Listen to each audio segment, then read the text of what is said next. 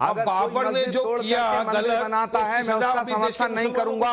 वारिस पठान साहब सुनिए, अगर कोई मस्जिद तोड़ के, वारिस पठान साहब सुनिए, अगर कोई मस्जिद तोड़ के मंदिर बनाता है, मैं उसका समर्थन नहीं करूंगा, लेकिन मंदिर तोड़ के मस्जिद बनाने का समर्थन आप मत करिए। मैं ये कहना चाहता हूं, मेरा सीधा सवाल है। सुनिए, मस्जिद तोड़ के मंदिर बनी राम जन्मभूमि वाले को वो समर्थन नहीं करते। मतलब आप नरेंद्र मोदी, योगी आदित्यनाथ, जिन्होंने आधी बात सुनते हैं, करके मंदिर बनाया, आराम से आधी बात सुनते हैं। वारिस भाई, आप उनके वक्तव्य को तोड़कर क्यों देखते हैं? नहीं, वारिस भाई, इतने चतुर अभी आप नहीं हुए हैं, इतने चतुर अभी आप नहीं हुए हैं। मैं उसका समर्थन नहीं करता। उन्होंने कहा जिसने तोड़ा, नहीं, मैं दोहरा देती हूँ। उन्होंने कहा अगर मस्जिद तोड़कर कोई मंदिर उस पर बनाता है तो मैं समर्थन नहीं करूंगा, लेकिन मंदिर तोड़कर जिसने मस्जिद बनाया, आप उसका समर्थन क्यों करते हैं? मस्जिद तोड़ के राम जन्मभूमि बनाया ना आपने, राम मंदिर बनाया आपने, वो तो संविधान के, सुप्रीम कोर्ट के ऑर्डर से बना है। अब आपकी नजर हमारी संभल की मस्जिद पे है, वहां मंदिर तोड़ के मस्जिद बनी, उसके बाद मुकदमा चला। मस्जिदों को दोनों अलग अलग बात बना देंगे। तमाम मस्जिदों की खुदाई करके आप क्या निकालना चाहते हो कि मस्जिद को फिर खोद दे, मस्जिद को शहीद कर दे? चलिए मैं आपको कुछ सच बता दूं। ये सच ना बीजेपी ने लिखा है, ये सच ना आरएसएस ने लिखा है। ये सच है उन चिट्ठियों में जो पंडित जवाहरलाल नेहरू ने महात्मा गांधी जी को लिखे थे, और इसमें कहा है, owing to their large majority in the town and neighborhood and for other reasons, Muslims have all along been top dogs in Sambhal.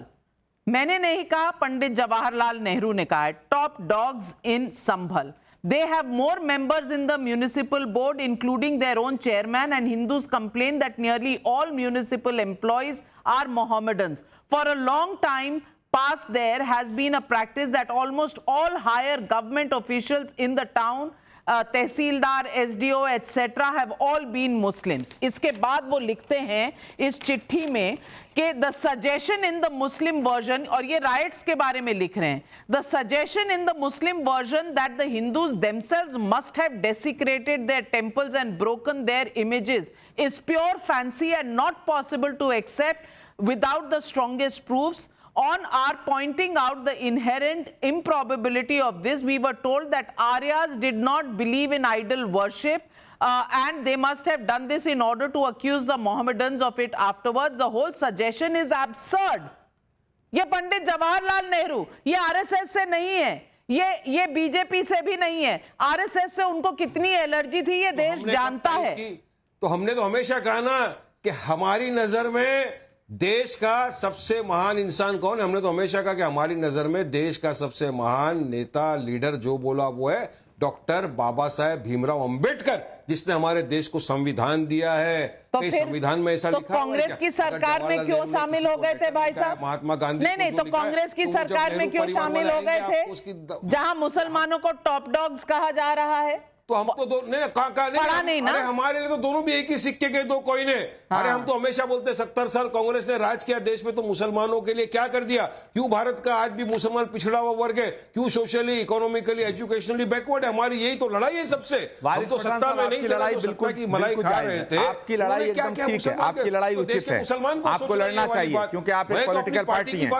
वारिस पठान साहब, वारिस भाई, आपकी लड़ाई बिल्कुल जायज है, आपकी लड़ाई मेरी पार्टी की बात कर रहा हूं। आप एक मिनट, आपकी लड़ाई उचित है, आपकी लड़ाई ठीक है, आपकी अपने हकों की लड़ाई है, लेकिन मेरा सवाल यह है कि क्या आप सच के साथ खड़े रहेंगे या झूठ के साथ खड़े रहेंगे?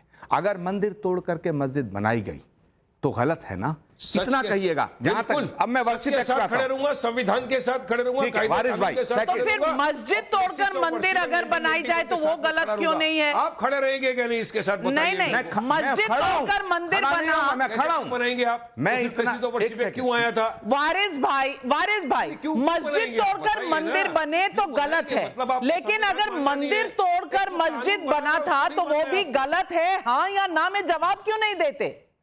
बाबरनामा, मैं तो जवाब दे रहा हूं आपको। मैं तो साफ बोल रहा हूं कि प्लेसेस ऑफ वर्शिप 1991 का सम्मान आप भी करेंगे, मैं भी करूंगा और आचार्य प्रबोध किशन भी करेंगे। और वो एक्ट साफ बोलता है कि आप इसका नेचर कैरेक्टर चेंज नहीं कर सकते, चाहे कुछ भी हो जाए, क्योंकि मैटर सेटल हो चुका है। बहुत बड़ा सवाल है वारिस भाई। वारिस भाई हम लड़ नहीं रहे, सुन लीजिए जवाब, सुन लीजिए वारिस भाई हम लड़ जवाब, वारिस भाई हम लड़ नहीं रहे हैं।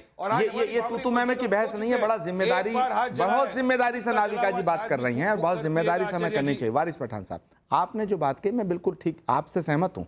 प्लेसेस ऑफ वर्शिप एक्ट की बात आई कि उसका कैरेक्टर नहीं चेंज किया जा सकता, लेकिन जो सर्वे है वो उसके कैरेक्टर चेंज के लिए नहीं था, उसकी जानकारी के लिए था। और सर्वे करने का जो हुक्म दिया उसी संविधान ने अदालत बनाई है, उस अदालत ने दिया। चलिए बताइए मेरे को। अच्छा एक सेकंड, उसने एक आदमी जाता है कि साहब यहाँ मंदिर था या मस्जिद थी, तो अदालत ने कहा भाई इसका सर्वे कीजिएगा। आप भी समझ रहे हो, मैं भी समझ रहा हूं, देश भी समझ रहा है। मन से वो ऐसा ही हो जाएगा। अचानक बाबरी में रात को मूर्तियां प्रकट हो गई, नमाज बंद, ताला खुल गया, बाबरी के अंदर हलफनामा दाखिल कर दिया गया और 6 दिसंबर 1992 के दिन black day in the history of democracy अपनी कंट्री का बना दिया, हमारी बाबरी मस्जिद को शहीद कर दिया। इसी तरह से यहां बोलेंगे सर्वे, अब यहां पे मंदिर निकल गया, अब हमको यहां पे मंदिर बनाने दे दो, तो फिर कहां रुकेगा देश? ब्लैक डे सिर्फ 6 दिसंबर 1992 में था, 1992 में था।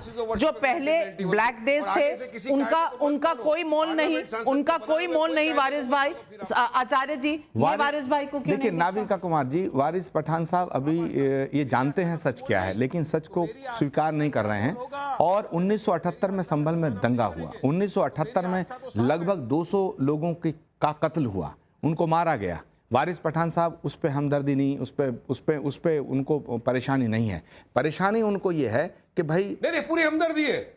अरे आचार्य जी, मैं तो आपके माध्यम से कहूंगा, जो 202 लोग को मार दिया गया है ना, योगी सरकार सबके घर वाले को 5-5 करोड़ रुपया मुआवजा दे दे। चलिए दीजिए, कमाल है। जो 200 आप समझते हैं लोगों की अगर जाने गई तो न्याय नहीं मुआवजा, न्याय नहीं मुआवजे से बात खत्म हो जाती है। 200 हिंदू मारे गए तो न्याय नहीं मुआवजा, ये किस तरह की सोच है? क्योंकि योगी सरकार अगर न्याय देने की बात करती है तो ये कह रहे हैं मुआवजा दो, खत्म करो, फाइल मत खोलो, संभल फाइल मत खोलो। वारिस पठान साहब ना तो हिस्ट्री को मानने को तैयार है, ना धर्म ग्रंथों को मानने को तैयार है, ना पुराणों को मानने को तैयार हैं। वारिस पठान साहब, आपका अकीदा किस पे है?